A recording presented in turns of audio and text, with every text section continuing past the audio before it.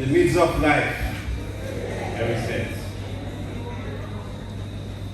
The Bible tells us that blessed are those that mourn, they shall be comforted. And indeed at this time, we are comforting the family and not East Manchester and all who are feeling what we are feeling right now, the pain of losing a loved one.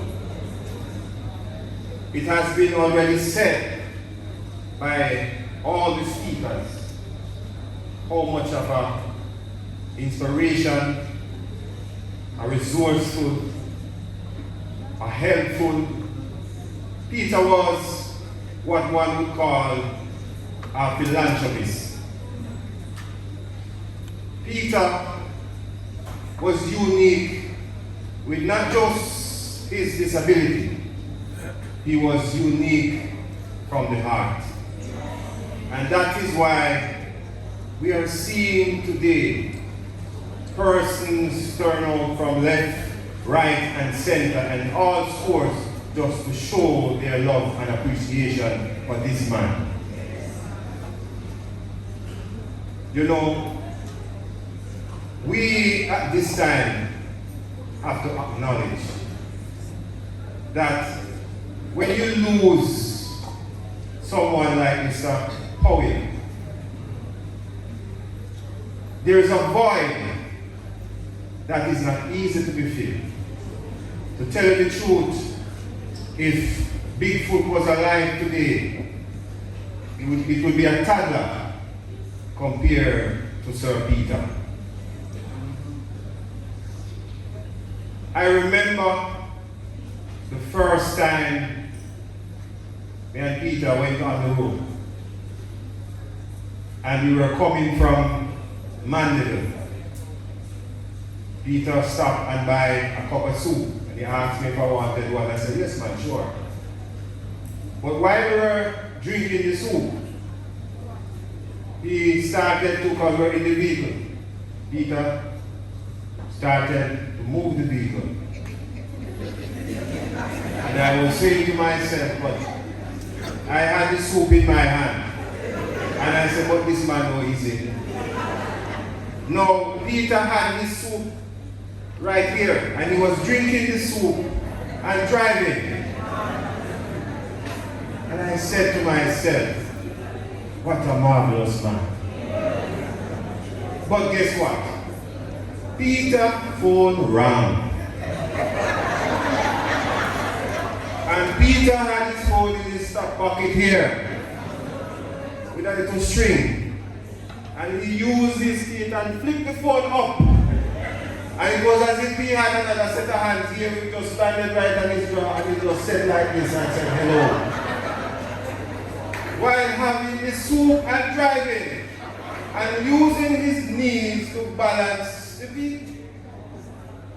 I said to him at the time, Peter, I bet right now I believe you should stop and let us have the soup in peace. And he continued.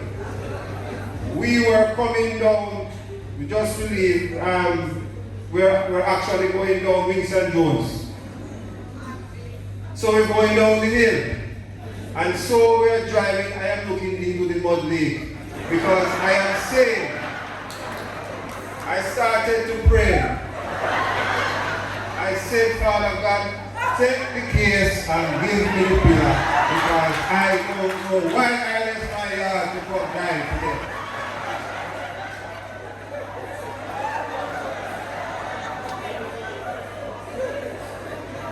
But you know what? He went through and it was quite okay. After that I realized that this man, the hands that he had 4 hands somewhere else. Because trust me, don't let those 2 little nooks fool you. Peter was something special.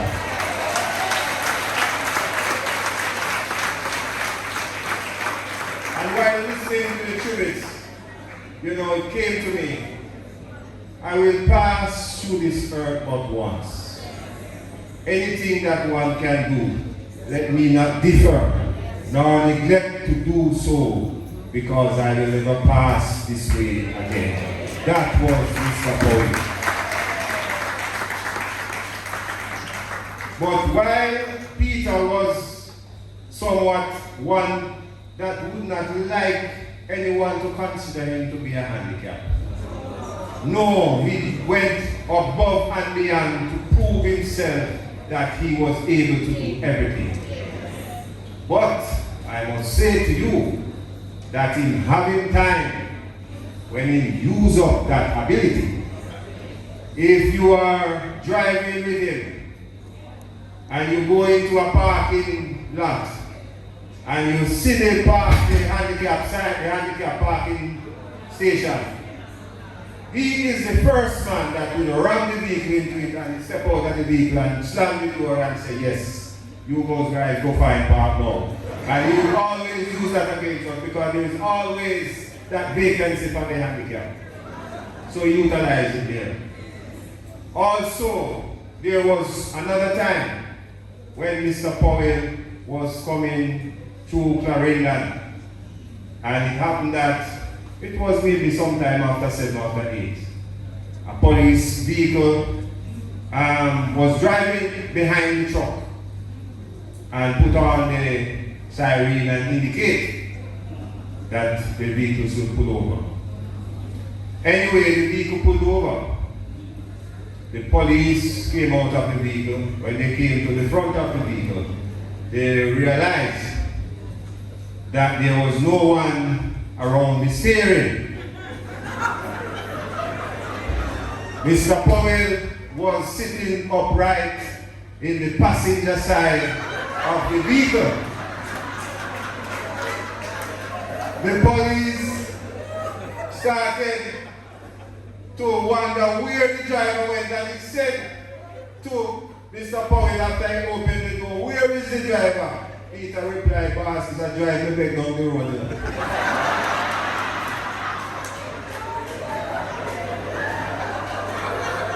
Anyway, after they asked him to come out of the vehicle, and they were there for a while, and he was amazed, and after he realized that, yes, he had as much fun now, he confessed that he was the driver of the vehicle. Now, the police said to him, "Well, if you are the driver for the vehicle, I am the super at the station, and I am a rookie." Anyway, he said, "If you can move this vehicle, I will tear up the ticket book that I have and walk to the station."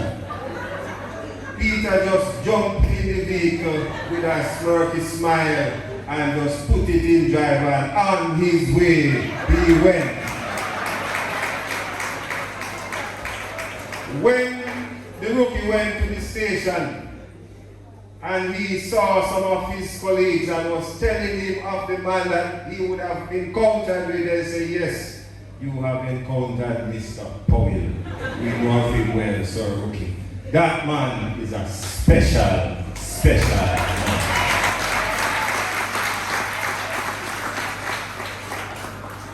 Ladies and gentlemen, I would want to take this opportunity at this time to say to the parents of Mr. Powell, thank you for instilling all of those special values that allowed him to be the man that he is or was today.